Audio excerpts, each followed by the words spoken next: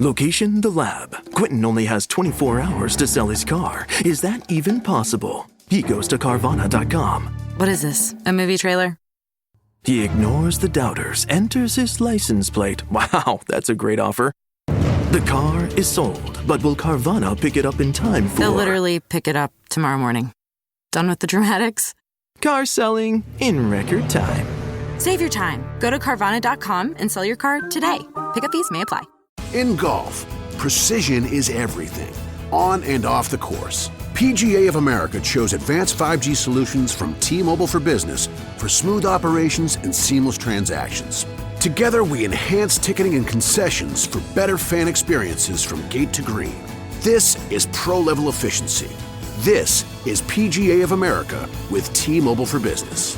Take your business further at T-Mobile.com/now. This is something I put out on Patreon yesterday, and while it is a bonus episode of sorts, I wanted everyone to hear it because, more than anything, I need your help. Someone else needs your help. I'll get more into that after I play the call. And there's a couple of things about this incident. This happened last Friday at about 1:40 p.m. And how do I know this? I took the call. Now I'll let you know up front, this is a very, very difficult call to listen to. I sometimes take hundreds of calls in a day and forget about them the second I walk out of work. This one sat with me. It sat with me so much that I had to look into it again when I got back to work, and that's not something I usually do. I won't talk too much about it right now, as I'm sure after you listen, you'll have a lot of questions that I hope I can answer. Again, very difficult call to listen to. If you have kids around, move away from them to listen. Friday, May 30, 2025, 13:32 and 30 seconds. 911, what's the address of your emergency? Hello? Hello? Hello, what's the address there?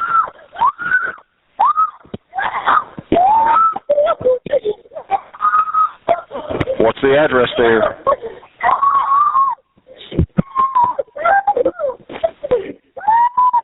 Hello?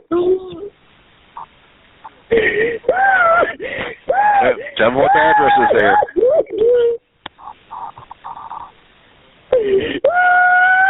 Ma'am, try to tell me what the address is there.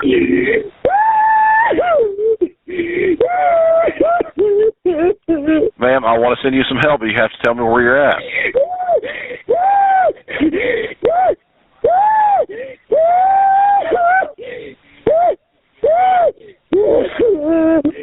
Hello?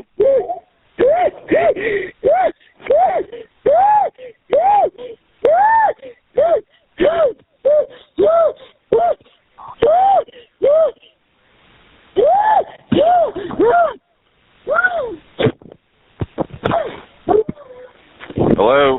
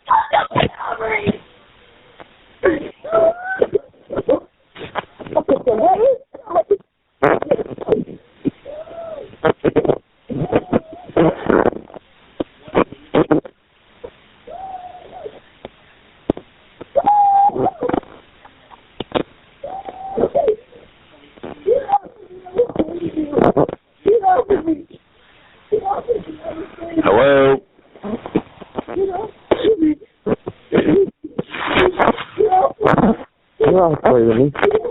What is that?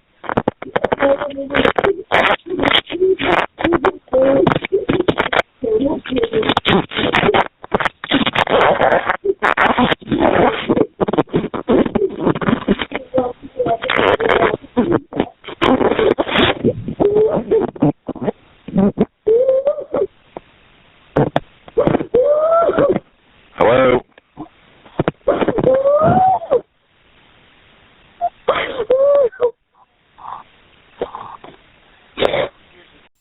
And that's where the call cuts off. As you could hear, the caller never talked to me directly. I never got an address where they were. More on that in a minute. As you could obviously tell, there was a woman in a lot of distress. As soon as I answered, she starts screaming and yelling, "Please help," multiple times. The screams continue, and then she starts crying. There was some muffled talk that I couldn't make out, and later on in the call, you can hear what I assume is the same woman scream, "You fucked up my ovaries." Following that, the sounds get muffled again, but I could hear her say several times, "Get off of me." Directly past that, you hear a man's voice that says, "You're not afraid of me," and then he said something else I couldn't make out. There was some more muffled talking and more of the woman crying, and then it cuts off. The entire call sounds like it could have been a butt dial or some sort of general mistaken dial, but regardless of how the call was made, the woman was in trouble. When I initially heard this call, I was thinking the worst.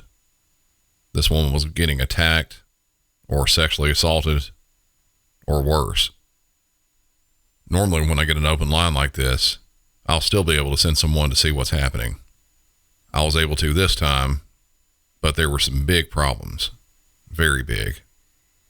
The call came from a disconnected device.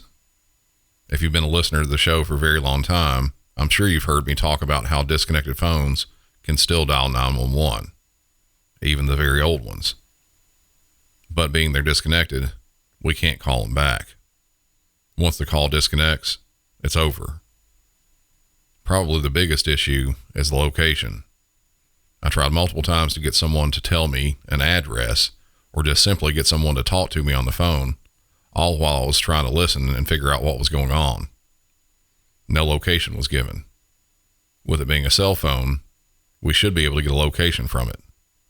With disconnected phones, they could be a very old phone and that location might not be accurate. This one took probably close to a minute to give me any location at all. I kept refreshing to see if I could get multiple pings at the same address when it finally did. Every time I did, the location moved. From the sound of it, I don't believe that they were in a car, so I don't think the caller was actually moving. I believe the triangulation that is used to get the location just wasn't accurate. With newer phones that are still on a network, the accuracy sometimes is good enough that I can tell what room someone's calling from in a house. This was bouncing blocks at a time. Police were dispatched, but being there was a wide area, all they could do was drive around and hope they could hear the woman screaming. They drove the area and heard nothing. We at dispatch tried to get a historical location for the subscriber. The only thing we were able to get was the original carrier believed the number may have got recycled into a Google Voice number. We were able to acquire the number, and I tried it multiple times, but it would go immediately to a generic message. With it doing that, I believe that the Google number probably wasn't accurate either. I'm off on the weekends, and this was my last call for the day. I stayed over a bit until I saw police were dispatched and had to go. All throughout the weekend, I kept my fingers crossed that the police were able to go and find something, anything that would help them find this person. When I got back into work on Monday, I knew I wanted to see if anything was done with it. The police never found her. The lack of accuracy on the pings from the phone and constant movement of those pings gave a wide area to cover. The area covered several apartments as well as houses, many of which are short-term rentals for tourists. In the area that it was jumping around, there could easily be hundreds or 1,000 or more people there. At this point, we have exhausted most, if not all, options trying to find out who this is and try and send her some help or at least check on her. It's been days at this point. If she was here as a tourist, it's likely she's already gone. And I requested the call to be released to me as sort of a last resort. I'm hoping that someone will recognize the voice of the woman. Today in Nashville, it was nearly 90 degrees, and unfortunately, I think there's about as much of a chance of that as it's snowing here. I'll be releasing this on my main feed tomorrow along with a normal separate episode. I'm also planning on making some sort of a video on TikTok and YouTube and Instagram if I can get that together simply for discoverability. By that, I mean with the algorithms they have, I'm really hoping that if it's shared enough times or it can be made viral in some way, we can find the woman and have police or someone go talk to her about what happened. So if you're not subscribed on YouTube or TikTok or Instagram, please do so. And when I get the video together, I'll post it. And I hope that you like it, comment on it, and share it so more people will be able to listen. And fingers crossed, we can get this woman some help. A bit of further info on it. As I said, the accuracy was bouncing all over the place, but I believe the area would be in the Edge Hill or Wedgwood, Houston area of Nashville.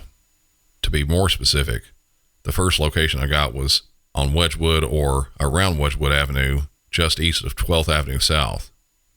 The next was Wade Avenue, just north of the first location, and the last couple of locations were around Horton Avenue and Hillside Avenue, close to Reservoir Park.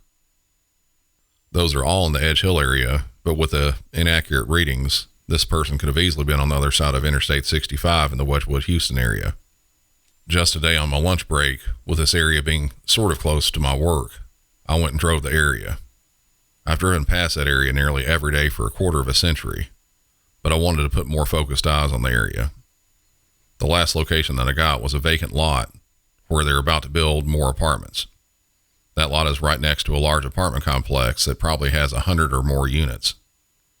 As I said, there could be a lot of locations and a lot of potential people there. If you live in that area or heard something odd on Friday, May the 30th around 1:40 p.m., please let me know. I'm sure you'll probably have several questions about this, and I'll answer as best as I can. Just comment on this post or send me a message. Let's find this woman.